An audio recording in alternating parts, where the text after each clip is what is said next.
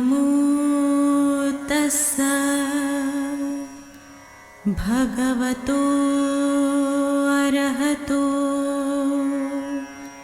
सम्मा संबुद्धस्स। बुद्ध और उनका धम्म बाबा साहेब डॉक्टर अम्बेडकर द्वारा रचित कालजयी पुस्तकों के इस रचना संसार में आपका स्वागत है। आप जानते हैं कि इस समय हम लोग बाबा साहेब डॉक्टर अम्बेडकर द्वारा मूल रूप से अंग्रेजी में रचित ग्रंथ द बुद्धा एंड हिज धम्मा, इसका ये हिंदी अनुवाद आप तक पहुंचा रहे हैं। और ये जो हिंदी अनुवाद है, ये हिंदी अनुवाद डॉक्टर भदंत आनंद कौशल्यायन जी का है। आइए इस कड़ी में आगे बढ़ते हैं। आपको याद दिला देते हैं हमेशा की तरह कि ये बुद्ध और उनका धम्म के पंचम कांड का दूसरा भाग है। और इस दूसरे भाग में एक छोटा सा अध्याय है, दूसरा अध्याय है ये। इसका शीर्षक बाबा साहेब लिखते हैं भिक्षु और तपस्वी। तपस्वियों का नाम आपने सुना है, उनकी जो एक पहचान है वो पहचान आप सबके सामने आती है, और भिक्षु इनकी भी एक पहचान आपके सामने आती है। बाबा साहेब ने तथागत बुद्ध की शिक्षाओं के द्वारा इन दोनों चीजों को बहुत ठीक तरीके से समझाने का प्रयास किया है। बहुत सारे लोग कई बार कंफ्यूजन में चले जाते हैं, ठीक से समझ नहीं पाते हैं कि भिक्षु और तपस्वी ये दोनों एक नहीं होते। वे क्या होते हैं, इनमें क्या कोई अंतर होता है और किस तरह का अंतर होता है, बाबा साहेब इस अध्याय में समझाते हैं। लिखा गया है कि क्या भिक्षु तपस्वी होता है? उत्तर नहीं, भिक्षु तपस्वी नहीं होता है। तो फिर क्या? तो निग्रोध परिव्राजक से बातचीत करते हुए स्वयं तथागत ने इसका उत्तर नकारात्मक दिया है। बाबा साहब कहते हैं कि भिक्षु तपस्वी नहीं होता, और ये इस प्रश्न का उत्तर निग्रोध के साथ जो तथागत की बातचीत हुई है, वो बातचीत बौद्ध साहित्य में मिलती है। उसी बातचीत को बाबा साहब ने इसमें लिखे हैं। बाबा साहब लिखते हैं कि एक बार तथागत बुद्ध राजगृह में बृहदकुट पर्वत पर ठहरे हुए थे, और उस समय उदुम्बरिक रानी के उद्यान में बहुत से परिव्राजकों के साथ निग्रोध परिव्राजक रहता था। यह उद्यान परिव्राजकों के लिए परित्यक्त था। ये उद्यान जो है वो परिव्राजकों के लिए ही जाना पहचाना जाता था, और उनके लिए समर्पित था, उनके लिए रिजर्व था। उस समय तथागत बुद्ध बृहदकुट से नीचे उतरकर जहां मोरों के चुगने की जगह थी वहां आए और सुमगधा नदी के तट पर चहलकदमी करने लग गए। बृहदकुट पर्वत से नीचे उतरे और नदी के पास पहुंचे। सुमगधा नदी, इस सुमगधा नदी और इसके तट पर चहलकदमी करने लगे। तो निग्रोध ने तथागत को इस प्रकार खुले में चहलकदमी करते देखा, और उसने अपने अनुयायियों को सावधान किया। कहा, चुप करो, शांति रखो, श्रमण गौतम सुमगधा के तट पर चहलकदमी कर रहे हैं। उसके ऐसा कहने पर परिव्राजक चुप हो गए। निग्रोध ने दूर से देखा कि तथागत सुमगधा के तट पर चहलकदमी कर रहे हैं, तो उन्होंने अपने साथी परिव्राजकों से कहा कि देखो, शांत रहो, शोर नहीं मचाना, वहां श्रमण गौतम ये चहलकदमी कर रहे हैं। तब तथागत निग्रोध परिव्राजक के पास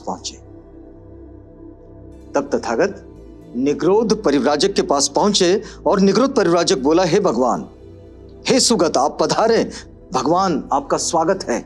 देखिए, ये जो उत्साह होता है परिव्राजकों में और तथागत के प्रति खास तौर पर, तो उनने बड़ा उत्स्फूर्त स्वागत किया उनका। कहने लगा कि चिरकाल के बाद भगवान ने इधर दर्शन देने की कृपा की है, आप कृपया आसन ग्रहण करें, आपके लिए आसन सुसज्जित है। और तथागत ने सज्जित आसन ग्रहण किया। निग्रोध भी एक नीचा आसन लेकर समीप ही बैठ गया। ये अपने अपने स्तर की बात होती है। श्रमण गौतम का स्तर निग्रोध से बड़ा ऊंचा था, तो उन्होंने उनके लिए एक ऊंचा आसन बनाया और स्वयं नीचे आसन पर बैठ गया। अक्सर ये जो विनय की और अनुशासन की और शिष्टता की बात है, ये बात बौद्धों की आचरण शैली का बड़ा महत्वपूर्ण अंग है। नहीं तो कई बार हम लोग देखते हैं कि लोग ऐसे किसी स्तर को मेंटेन नहीं करते, और जहां कहीं ऐसे स्तर मेंटेन होते हैं उन पर बड़े आक्षेप भी धरते हैं, इसकी क्या जरूरत है। लेकिन ये देखिए कि ये परंपरा है, और ये परंपरा बड़े पुरातन समय पे चली आ रही है, और बड़ी अच्छी परंपरा है कि जो पूजनीय हैं, जो अपने से सम्माननीय है, उन्हें ऊंचे स्थान पर बिठा दिए और स्वयं नीचे बैठ गए, उससे थोड़े नीचे आसन पर, ताकि अपने आचार्य का, अपने गुरु का, अपने सम्माननीय का सम्मान किया जा सके। अब देखिए, निग्रोध ने पूछा कि श्रमण गौतम हमारे यहां आए हैं, हम श्रमण गौतम से ये प्रश्न पूछना चाहते हैं कि क्या है ये तथागत का धर्म विनय, जिससे तथागत अपने श्रावकों को विनीत करते हैं और जिसे धर्म विनय को सीख कर तथागत के श्रावक संतोष लाभ करते हैं, वो क्या बात है। उसे अपना शरण स्थान स्वीकार करते हैं और उसे लोकोत्तर धर्म मानते हैं। तो वो क्या कारण है कि तथागत वो किस तरह से अपने श्रावकों को विनीत बनाते हैं, ये निग्रोध तथागत बुद्ध से पूछ रहे हैं। तो तथागत कहते हैं, निग्रोध, दूसरी दृष्टि वालों के लिए, दूसरी प्रवृत्ति वालों के लिए तथा दूसरी मान्यता वालों के लिए बिना अभ्यास और बिना शिक्षण के ये सब कठिन है। जिनकी मान्यता ये इस तरफ की नहीं है, हमारे तरफ की नहीं है, यानी कि बौद्धों की जीवन शैली वाली उनकी जीवन शैली नहीं है, तो उनके लिए ये अभ्यास के सिवाय करना बड़ा मुश्किल है। ये नहीं कर पाएंगे, क्योंकि विनम्रता का अभ्यास करना होता है। हमारी सीखने वाली बात जो है वो ये है कि विनम्रता का अभ्यास करना होता है। अब देखिए कि यहां लिखते हैं कि निग्रोध, तू मुझसे अपने ही सिद्धांत के बारे में पूछ। मेरे सिद्धांत को समझने के लिए तुझे इसका अभ्यास करना होगा। इस कठोर तपस्या के ही बारे में पूछ कि इन तपस्याओं से किस बात की पूर्ति होती है और किस बात की पूर्ति नहीं होती। तथागत बड़े स्पष्ट रूप से कहते हैं उसे, निग्रोध से, कि निग्रोध, तू मुझे तेरे मार्ग के बारे में पूछ। क्योंकि निग्रोध जो थे वो तपस्वी थे, तपस्या में बड़ा विश्वास था उनका। तब निग्रोध ने तथागत से कहा कि तथागत, हम तो आत्मक्लेशदायक कठोर तपस्याओं के समर्थक हैं, हम उन्हें आवश्यक मानते हैं और हम उनसे चिपटे हुए हैं। इनमें किस बात की पूर्ति होती है और किस बात की पूर्ति नहीं होती, आप ये बताएं। तो तथागत कहते हैं, जब निग्रोध ने पूछा कि हम तो बस तपस्या कर रहे हैं, हम तो ये नहीं जानते कि इसमें किस बात की पूर्ति होती और किस बात की पूर्ति नहीं होती, तो तथागत कहते हैं, निग्रोध, उदाहरण के लिए एक तपस्वी नग्न रहता है, कुछ भद्दी बातें करता है, अपना हाथ चाटता है। यदि कोई कहे तो भिक्षार्थ पधारिए तो उसका भी नहीं सुनता। यदि कोई कहे कि भिक्षार्थ रुकिए तो उसकी बात भी नहीं मानता। जो कुछ उसके लिए खास तौर पर लाया गया हो उसे कभी स्वीकार नहीं करता। कोई निमंत्रण स्वीकार नहीं करता, वह पकाने के बर्तन में से दी हुई चीज स्वीकार नहीं करता। दहली के अंतर रखी हुई कोई चीज कभी स्वीकार नहीं करता। न उस स्थान से कोई चीज स्वीकार करता है जहां कुत्ता हो, न जहां मक्खियां भिनभिना रही हो, न वहां मांस मछली ही स्वीकार करता है, न वह तेज नशीले पेय पदार्थ ही स्वीकार करता है। तो इस तरह से इसकी जीवनचर्या है। वह न चावल का मांड ही स्वीकार करता है।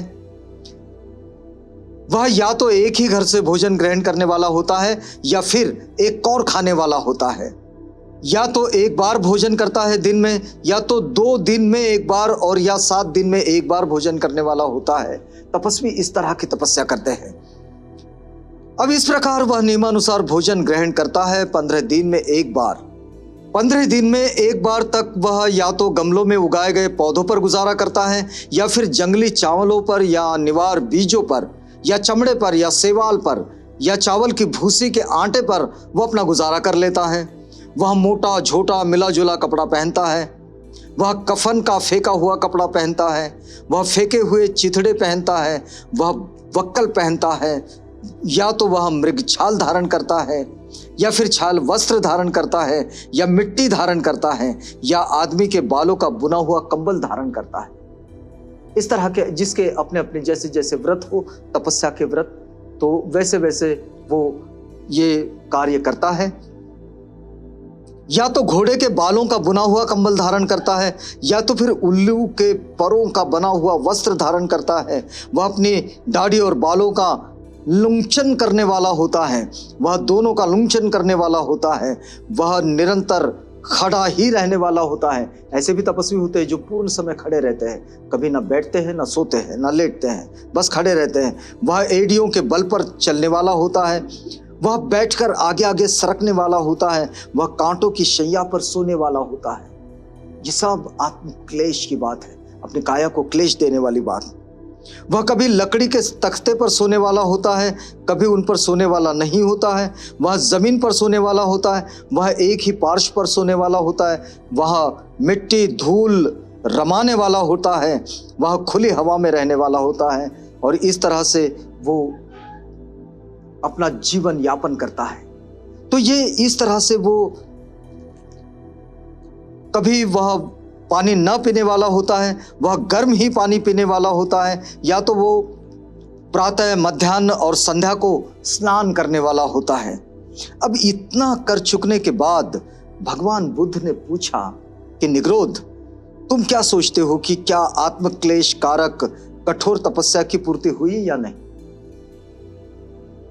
बहुत साधारण सा प्रश्न निग्रोध को पूछते हैं कि बताओ कि क्या इतना सब करने के बाद कोई तपस्या की पूर्ति हुई या नहीं हुई, काया को इतने क्लेश देने के बाद। तो इसका जवाब निग्रोध क्या देते हैं, इस जवाब से आपको जोड़ेंगे, लेकिन इसके लिए आपको अगली कड़ी का इंतजार करना होगा। हम यहां रुकते हैं इस वादे के साथ कि अगली कड़ी में आपसे पुनः भेंट होगी। तब तक के लिए हमें इजाजत दीजिएगा।